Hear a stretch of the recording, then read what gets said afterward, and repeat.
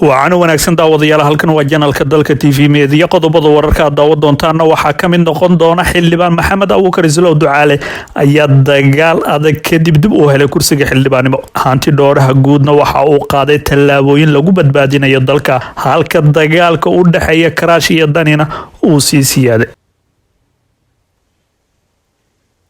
waa 6 bisha May sanadka 2022 daawadayaal halkan waa janalka dalka TV media qodobada maqasheen waxay ahaayeen kuwii ugu door corona warka janalka fadlan daawadayaal nagu cusubtaan ugu soo biro kamid noqo saaxiibada sida joogtada weelo wararkii warbixinada 24 gazacan ku baahi doona janalka YouTube-ka aragtidiinana halkaas noogu reeba muuqaalkana sii share gareeya laagtiinana waa inuu muhiim daawadayaal haatan ku soo dhawaada qodobadaas oo faahfaahsan xildhibaan Maxamed Abuukar Islow Ducaale ayaa dib u helay kursigii xildhibaanimo kadib dagaal adag oo muddo dheer uu soo wajahay waxaa magaalada Jowhar ee xarunta caasimadda Hirshabelle lagu doortay kursi kamid ah golaha shacabka baarlamaanka federaalka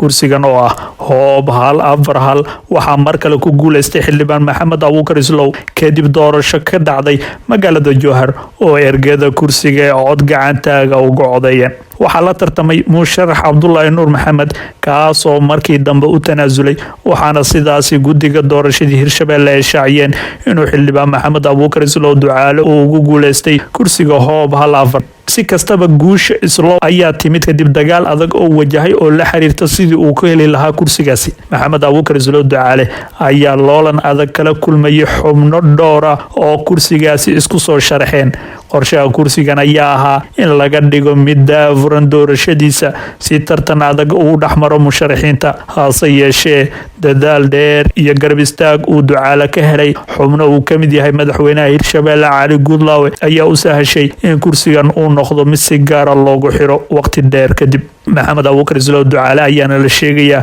inuu waqti badan ku bixiyay sidii uu u qancin lahaa xubnaha daneynaya kursigiisa ee loolanka adag uu kala kulmi lahaa ugu dambeyn xildhibaankan saaxiibka dowladda Xasan Cali Qeere ayaa soo qaatay kursigan uu muddada dheer rafaadka adag u maray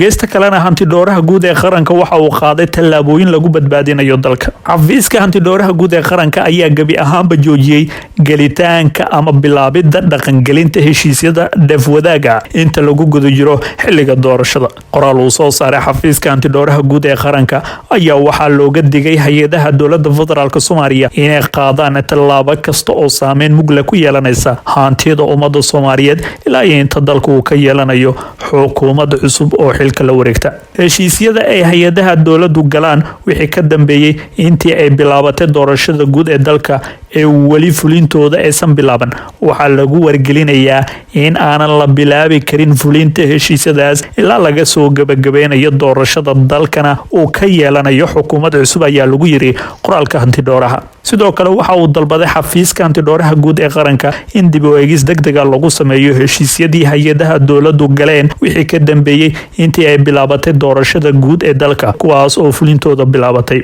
waxaa xukuumadda cusub ee xilka la wareegi doonta doorashada kadib iyo labada aqal ee baarlamaanka kula talinaya in dib u eegis lagu sameeyo heshiisyadaas maadaama ay saameyn ku leeyihiin hantida iyo horumarka ummadda Soomaaliyeed iyo habsami u socodka nidaamkeena dowliga ah ee hadda soo kabanaya ayaa sidoo kale lagu yiri warkaas hanti dhooraha ayaana ka dalbaday hay'adaha gala heshiisyada kadib intii ay bilaabatay doorashada guud ee dalka inay macluumaadka heshiisyadaas ay u soo gudbiyaan xafiiska hanti dhooraha guud 4 maalmood gudahooda ugu dambeyntii waxaa qoraalkan lagu sheegay in hay'adii dowladeed ee gasha ama fulisa heshiisyada uu ka digay hanti dhooraha guud khasaaraha ka dhashay ay mas'uuliyadooda qaadi doonaan mas'uuliyiinta ku saxiixan ama fuliyay iyo dhammaanba shakhsiyaadka kale ee kala shaqeeya arrinkaas si kastaba warkan ka soo baxay hanti dhooraha guud ayaa imaanaya xilli marxaladii ugu dambeysay ee kala guura uu dalku ku jiro isla markaasna la filayo in maalmaha nagu soo aadan la qabto doorashada madaxweynaha Soomaaliya oo loo aasteeyay 15 May sidoo kalena warkan wuxuu imaanayaa xilli marxaladan oo kale oo gabagabada kala guurka ah ee inta badan xubnaha dowladda xilalka haya sida wasiirada agaasimayaasha iyo xubnaha kaleba ku dhaqaaqaan arrimo la xiriira heshiisyo ay doonayaan inay ka faa'iideystaan intaysan dalka imaan dowladda cusub ee la filayo وهاجا داود يالي مكان وحنو ايجينا دقالك ودحيا كراشي الداني وأو سياد كاضي madaxweyne ku-xigeenka ahna kusimaha xilka madaxweynaha dowlad goboleedka Puntland Axmed Cilmi Cismaan Karaash ayaa sii kordhiyay dagaalka siyaasadeed ee uu kula jiro madaxweynaha Puntland Saciid Cabdullaahi Dani oo hadda ah musharaxa u taagan xilka madaxweynaha Soomaaliya. Axmed Karaash oo muddooyinkii dambe waday loolan awoodeed oo uu doonayo inuu xilka u gala wareego Saciid Dani ayaa xilalkii ka qaaday wasiiradii ugu awooda badnaa Puntland uguna dhawaa Saciid Cabdullaahi Dani kuwaas oo kala ah wasiirada arrimaha gudaha, amniga iyo maaliyadda. Saciid Dani ayaa hore waxba kama jiraan uga dhigay wareegto uu Karaash ku magacaabay 20 mas'uul oo u badan agaasimayaal, laakiin tallaabada ugu dambeysay ayaan weli wax wara uusan ka soo bixin, waxaana lagu soo beegay xilli ololo doorasho oo culus uu Dani ku wajahayo caasimadda Soomaaliya ee Muqdisho. inkastoo khilaaf hoose oo u dhaxeeyo Dani iyo Axmed Karaash, haddana ololaha madaxweyne ku-xigeenka ka wada Puntland ayaa ila xogogaala waxa ay sheegayaan inay ku lug leeyihiin garabka madaxweyne Farmaajo oo doonayaan in la dhaawaco ololaha musharaxnimo ee Saciid Dani oo ay u arkaan cadowgooda koowaad. Saciid Dani ayaa ku qasban inuu iska indhatiro dagaalka Axmed Karaash kula jiro ee dhinaca wareenka ah si uu xooga u saaro ololaha doorashada, laakiin wuxuu hardanka siyaasadeed ee kala dhaxeeya ku-xigeenkiisa ka dhigaya musharax aan dhinacna u fayoobeen oo la mida dagaalka Farmaajo iyo Roble. Saciid Dani ayaa si cad u sheegay in ujeedka ugu weyn ee uu isku soo sharaxay xilka madaxweynaha Soomaaliya uu yahay in dalka laga badbaadiyo Farmaajo iyo inuusan mar kale ku soo laaban villa Soomaaliya, waa sidoo hadalka u dhigay. Dani ayaana hadda wada ololihiisa ugu dambeeyay ee ku aadan musharaxnimada xilka madaxweynaha Soomaaliya. Inkastoo rajadiisa aan la saadaali karin, haddana dadku qaar waxay qabaan ajandaha ugu weyn ee Muqdisho uu joogo waxay tahay haddii uu heli waayo xilka madaxweynaha Soomaaliya in codadka qaar uu haysto musharaxiin kula gorgortamay inay siiyaan xilka ra'iisul wasaaraha haddii ay ku soo baxaan madaxweyne isagoo uga bedelanaya codadka uu haysto.